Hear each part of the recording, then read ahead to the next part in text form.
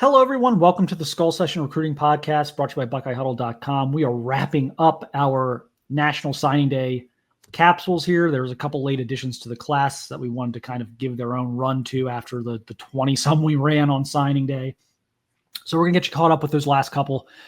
This one, we're going to be talking about four-star running back out of Montgomery, Alabama, Anthony Turbo Rogers, a late addition to the Buckeyes, committed to Ohio State over Georgia on National Signing Day, and had been previously committed to Alabama for a very long time. But if you followed us on BuckeyeHuddle.com the last few months, you knew a decommitment from Alabama was coming, and you knew that Ohio State was going to have a really good chance here. Obviously, as everyone knows now, they did sign him this past week. So big addition to the recruiting class. Kevin, a very different running back than what they have with Isaiah West, Bo Jackson. Turbo, kind of a gadget guy. I don't want to use that in a derogatory way. I think people look at that and are like, no, that's not the greatest thing to call him. But he's a get him in space type of guy. He can play slot receiver, jet sweeps. He can also run between the tackles. Great hands out of the backfield, but just a different element than what the other guys bring. Yeah, and we'll get to his tape here in a second, but 5'8", $190 is what he's listed as. He's probably not getting any taller. I mean, guys go to college and have a little bit maybe of a body transformation once they get into a strength and conditioning program. There's a nutritionist who is monitoring. Are you on the gold plan? Or are you on the blue plan? Or what plan are you on? Whether or not they want you to add weight or cut weight or reshape your body. But he's not exactly the same build per se as Dontre Wilson, but I kind of, Dontre Wilson is what comes to mind here. And that's kind of a polarizing name with some fans because he had some successes with Ohio State. He certainly had some moments where it didn't necessarily work out. Maybe I even throw like a Demario McCall in the mix as well. I mean, with Carlos Loughlin at running back, this is really an indication of there's a new sheriff in town in that room. And he's going to pound the table for the guys that he wants. And let's not pretend that Rogers was not a four-star, committed to Alabama, could have gone to Georgia, could have gone to a lot of places. So the kid's got talent. This is not Ohio State trying to find a diamond in the rough. This is a diamond in the front window of Tiffany's. He is a hell of a player. Ohio State just has to show that it knows what to do with this type of player because there have been mixed results over the last 20 years with this body type. Yeah, Carlos Loughlin was huge here. He offered Turbo very early when he was coaching at Oregon. So there was a long-standing relationship there. They're both from Montgomery, Alabama. So there was a connection there. Turbo actually played his freshman year at Pike High School, which is where Quinshon Judkins went to high school.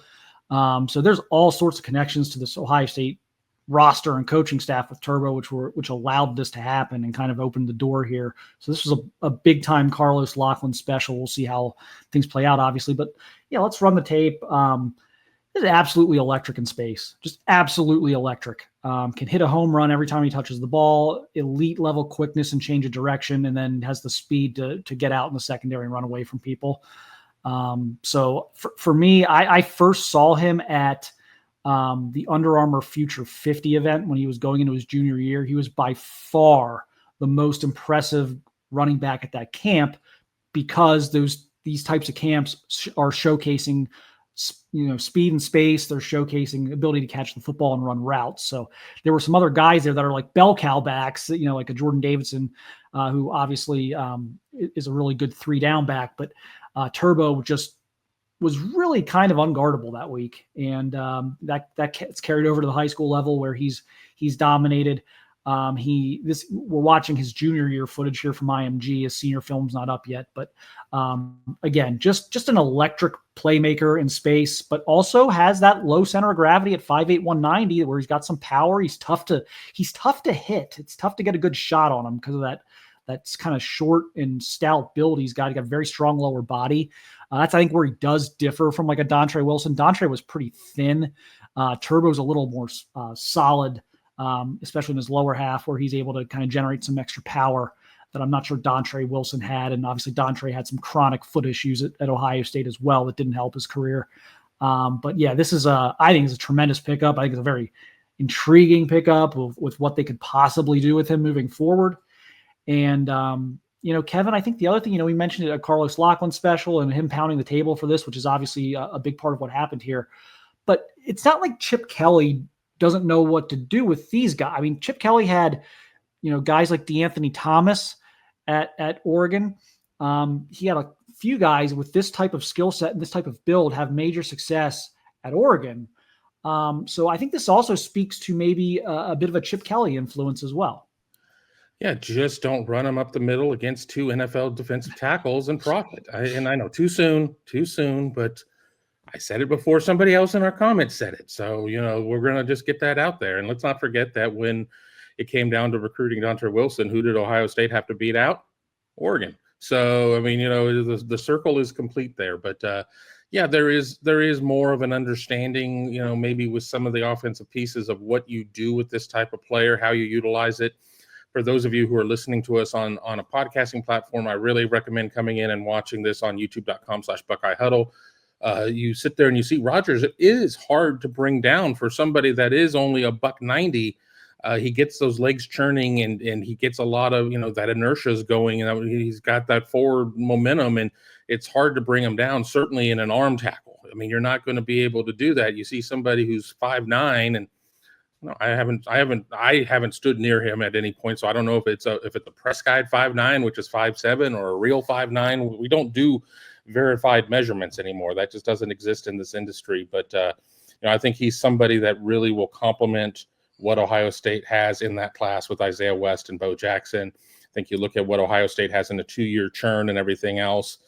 I think that there are some things that you'll be able to do with Turbo that maybe you can do with Sam Williams-Dixon. I mean, and again, they're not the same body type per se, but I think that both of them can come out of the backfield, are solid pass catchers, certainly, quick and fast. I think this is just a good get, but, people are going to be a little salty about where Ohio State's running game has been in the season this year. This is a guy that you're not running between the tackles, really. You're getting him out to the outside, and that's what Ohio State needs to do. Yeah, I'll be fascinated how quickly things work with him in Columbus, just because, again, they don't really have a guy like him on the roster right now. I think they have guys that, again, Sam Williams-Dixon, bit of a pass catcher. Just his ability to make guys miss, to run away from people in space.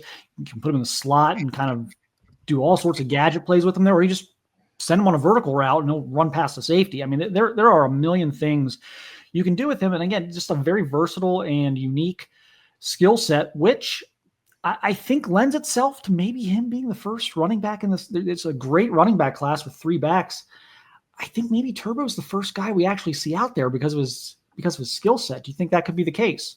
Well, he's so different because you sit there and you look at West and you look at Jackson, and again, they're not, it's not like the Ohio State is just sit there and hit, Command C and Command V or whatever, copy and paste, and they've got, multiple the same back. And you look at James Peoples, and James Peoples is not, is not a 6'3" type of back or anything like that. I mean, Isaiah West is going to be your big back, James Peoples, who's already here and seeing some action.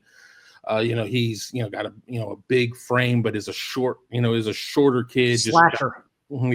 Just giant, giant thighs and everything else. But I think what Turbo does is so different than everything else that sometimes it's easier to get on the field because you are the changeup. You are that, you're that third pitch that the pitcher has at that point. So I think that there is something to be said there.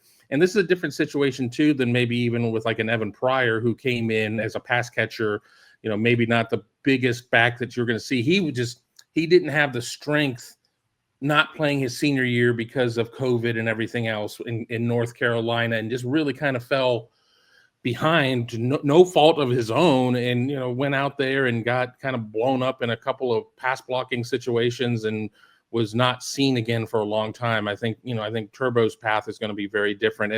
As I think by the time we're done with this piece, I'll mention every Ohio State running back in the last 30 years. Well, I got good news for you, Kevin. We're going to we're gonna wrap this pretty much up at this point. So whatever you have left in the tank, you're gonna have to save for another one.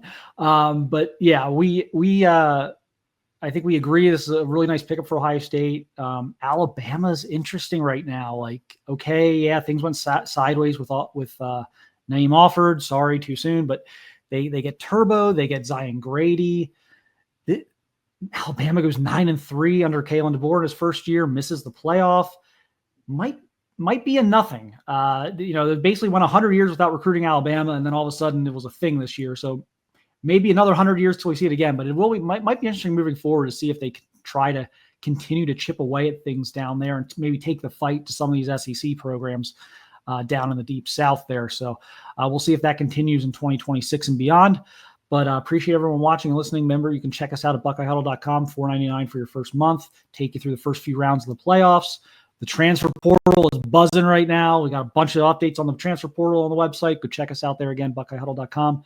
And appreciate everyone for watching and listening, and we'll see you again soon.